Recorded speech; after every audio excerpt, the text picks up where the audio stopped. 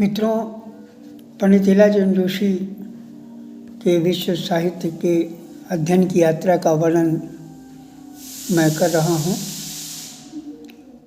और वो निरंतर अपने से जुड़े साहित्यकारों के बारे में स्पष्ट रूप से अपना मत व्यक्त कर रहे हैं। आगे देखिए, उन्होंने कहा कि उस वर्ष जाड़े के मौसम में प्रतिवर्ष की भांति इलाहाबाद आया हुआ था। उस समय घर में भाइयों में कोई कमाऊ नहीं था। मेरे सबसे बड़े भाई हेमचंद जोशी यूरोप चले गए थे। मैं विश्व साहित्य की छानबीन में इसलिए लगा हुआ था कि विश्वविद्यालय के मेधावी छात्र की तरह विश्व साहित्य की उपलब्धियों पर शोध करूं। शोध करने वाले छात्रों के मन में यह आशा तो बनी रहती है कि वह शोध पूरा कर चुकने पर पीएचडी या डीफिल की डिग्री पा जाएगा और उसके बाद कोई अच्छी नौकरी प्राप्त हो जाएगी। पर मेरे लिए ऐसा कोई प्रश्न नहीं था और न कोई अच्छी सी नौकरी प्राप्त हो जाएगी। पर मेरे लिए एक ऐसा था और न कोई आशा थी।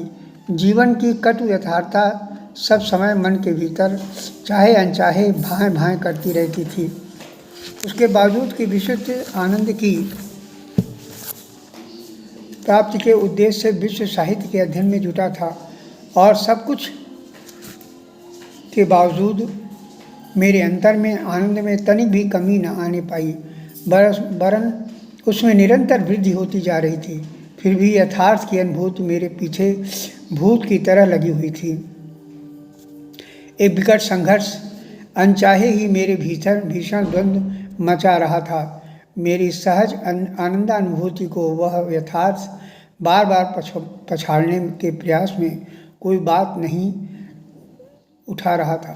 पर मेरे समग्र जीवन का अनुभव यह है कि कोई भी यथार्थ, चाहे वह कैसा विकट संकटपूर्ण ही क्यों न रहा हो, मेरी सहानुभूति को पछाड़ने में कभी समर्थ सिद्ध नहीं हुआ। हर बार मेरी उस अंतर पीड़ा और जन्मजात और सहज आनंदानुभूति की विजय हुई है। पर अंतिम विजय की स्थिति में पहुंचने के पूर्व मुझे अनेक बार अपने जीवन लीला के बीच अत्यंत क्रूर, मार्मिक और बीहड़ किस्म के खेल खेलने पड़े। इस बार भी कुछ ऐसा ही हुआ। मैं हिंदू हॉस्टल में अपने एक समवयस्की छात्र के कमरे में अड्डा जमाए हुए था। कमरे के पूर्वी कोने में छोटी सी खटिया दीवार से सटी हुई थी।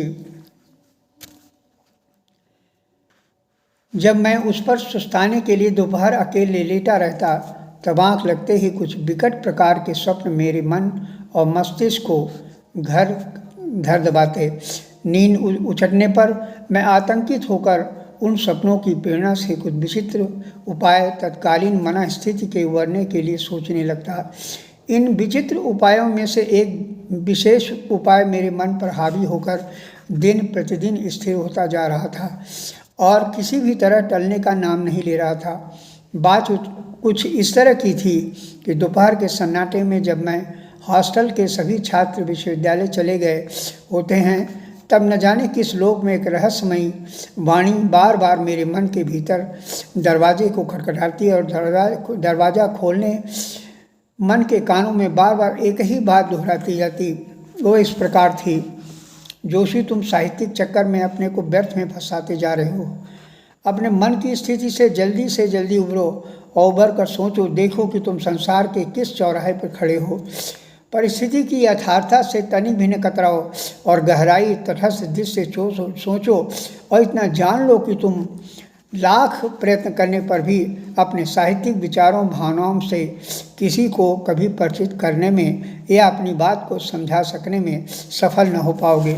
इसलिए व्यर्थ की चेष्टाओं द्वारा अपने को साहित्यिक दलदल में पूरी तरह फंसने या घुसने से बचाओ। अभी समय है, शीघ्र ही उभरो, अन्यथा बाद में पछताओगे। ये विचित्र भविष्यवाणी किसकी थी, किस रहस्य लोक से प्रेरित होकर मेरे अंदर ही अंदर की कंदराओं में घुसती जा रही थी, ये सब मैं कुछ नहीं जानता था।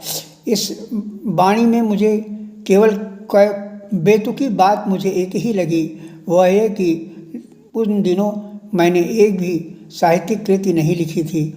प्रेतलोक का वह दृश्य अज्ञात वक्ता क्यों मुझे मेरे सृजनात्मक युग के पहले ही सिरक हतोत्साह कर रहा है? इसका उद्देश्य क्या हो सकता है?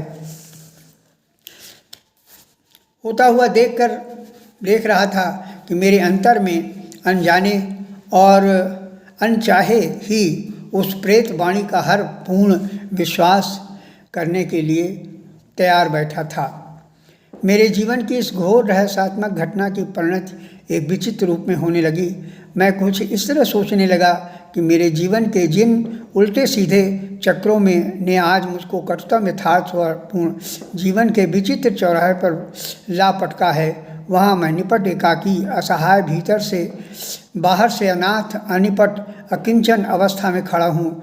न कि भविष्य का मुझे लक्ष्य दिखाई पड़ रहा है, न विगत जीवन की कोई संगति जो वर्तमान जीवन के भीतरी संघर्षों के बीच से उबार सकने में सहायक सिद्ध हो रही हो।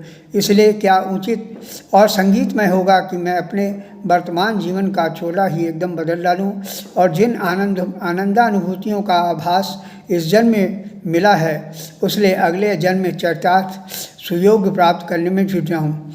ये बातें लिखने और कहने में जितनी सरल और आसान प्रतीत होती है उससे कई गुना अधिक जटिल और उलझी हुई है। इस संबंध में अपनी अनुभूति का सही चित्रण मैं कभी नहीं कर पाऊंगा।